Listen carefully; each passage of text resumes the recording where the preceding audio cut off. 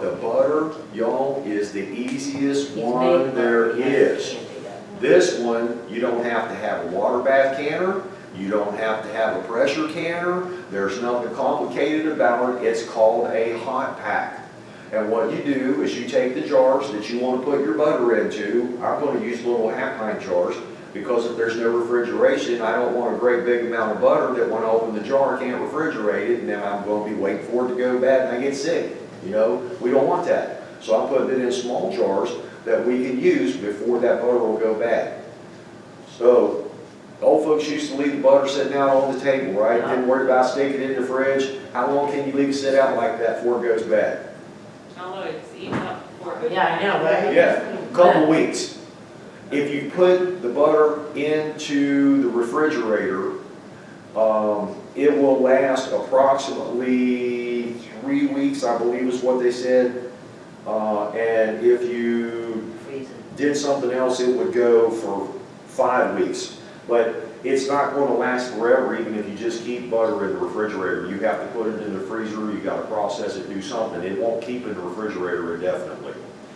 So what you do is you take the jars, the items you're going to need is the butter that you want to preserve, clean wash jars, lids and rings. Always make sure your jars are clean, washed, and dry, okay?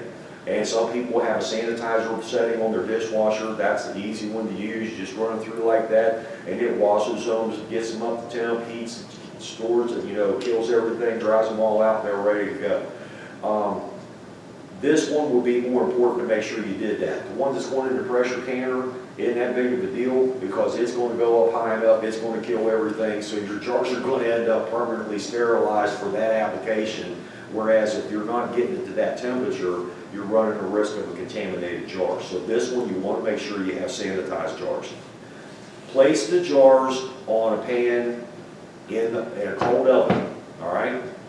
So if you're using the little half-pint jars, using pint jars, doesn't make any difference. You do the same process, put them in a cold oven, turn the oven on for 225 degrees. Get out the saucepan big enough to melt the butter you're going to use, put the butter in, turn it on low to medium heat, and you're going to have to keep stirring it so that the sticks of butter melt, and you want to get that to where it's completely liquid and heat it up just shy of boiling. You do not want to boil your butter because it's going to change the consistency. If you boil it it gets too hot, you end up with grainy butter. Okay? You can still eat it, but the texture is going to be off. So you put the jars in the oven, they're up to 225 at about a half an hour. You want to set your timer for an hour. Once the timer goes beep, beep, beep, beep, it made it to temp. So you're going to keep your jars in the oven for an hour to get them nice and hot.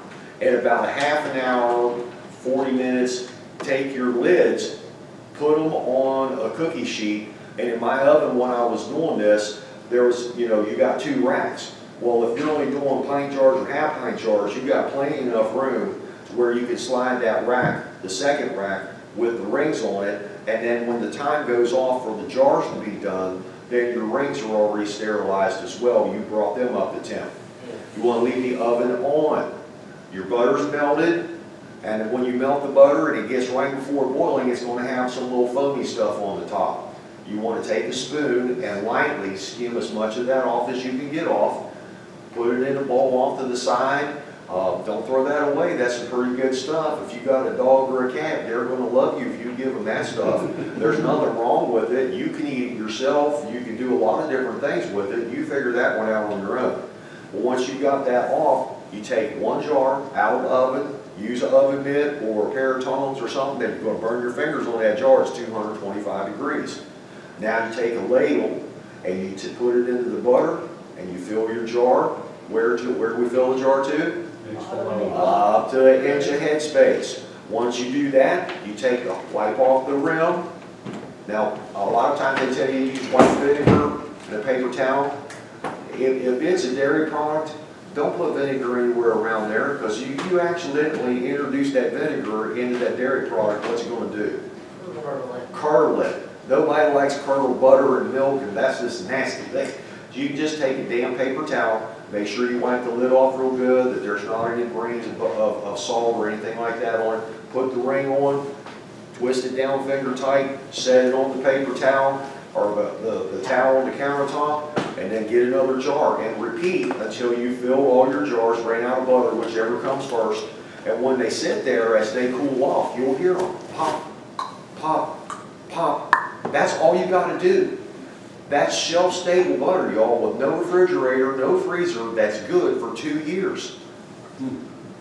Now, the only variation I saw, that was the only guy I saw do the hot pack. I saw another lady that did it, and she did hers in the pressure cooker, and because she had it in quarts, whatever, and she's going by the USDA. She's one of them kind of people. You don't have to do that. Once it seals up, it's sealed, and it's still going to be good for 2 years, no matter which method you use. Why do I want to mess with the pressure canner? This is a lot easier. All right? Yep. Make sure you put the date on it when you processed it. It's good for 2 years. Any questions on that one? Always put date and what's in the canning in there. Yep. That's why you use the, yeah, go ahead. I just have a comment. I actually purchased some powdered butter, and I put it in my freezer, so. I don't know what to tell you. I'm just saying, I did that because I've never canned. I've heard horror stories about pressure cookers, and I don't have anybody to do canning with. Well, So I've just never done it, but I'm just saying, in that case for butter, because I love butter. if you I watch, have powder, and I tried it on something, and it was butter. if you got In an powdered butter, emergency, I'm just Yeah, saying. that's fine. Does it have to be refrigerated, or is it fine till you open it? I just throw a lot of things in the freezer that I'm not gonna use, and then if shit hits the fan, I gotta empty it anyway. And some of the stuff I figure it's lasting longer, so it's in my freezer and I've opened it once. Right. Well, you might want to investigate on that and find out what the shelf life is on it unopened without being frozen.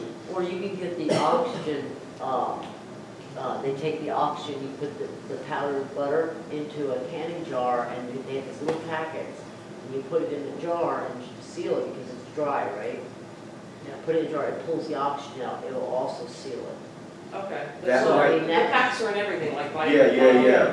That Yeah, might you can work, buy them, That and might that's work. what they're for, a canning thing. but I didn't research that, so I really can't answer that reasonably intelligent. I would say research into it.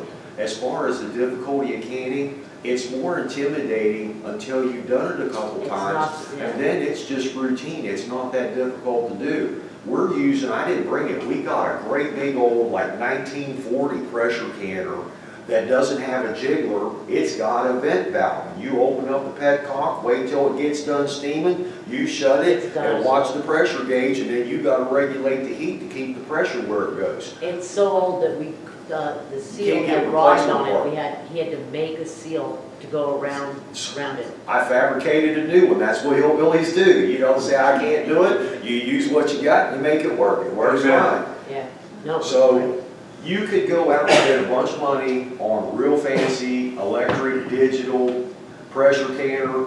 Why would you do that? The more of those things you put on there, that's one more component that can break sooner. And if that breaks, that expensive canner you spent all that money on is junk.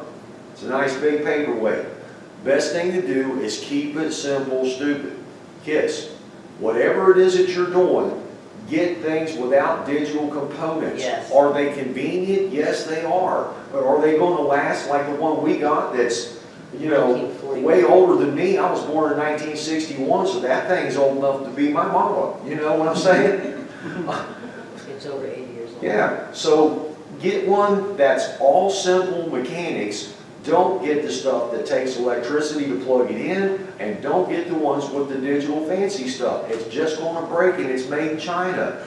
Well, they got a lot of plastic parts on them and Yeah. stuff like this. That they Get the can't ones that really are all have. metal. It's huge, I mean, it's a monster. What, Rick? The two main brands are Presto and All American. Yeah. Yeah. If you get one of those two, you can't go wrong. Yep, they'll last you for generations. You can buy them at Southern States. That's where I got mine. I don't have that one anymore. Soul That's Burgers. that's where I have from. Soul Burgers is another good place you can Yeah. go. All right, so that's it for the shelf-stable butter. Anybody else got a question or comment on that before we go to the next thing? Yeah, Randy.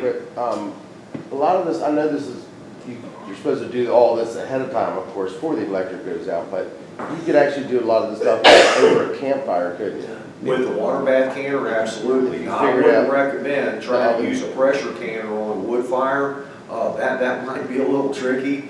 But the water bath canner, all you gotta do is boil the water. So as long as the water stays boiling for 3 hours, you can process meat and everything like that. I'm not getting into that tonight, but I've watched the videos and they said this is what the Amish do, this is how they do it. If you don't have Not electric. USDA approved, but they've been eating it for generations, Yes. and the Amish are nice and healthy. They Yeah. don't have any issues.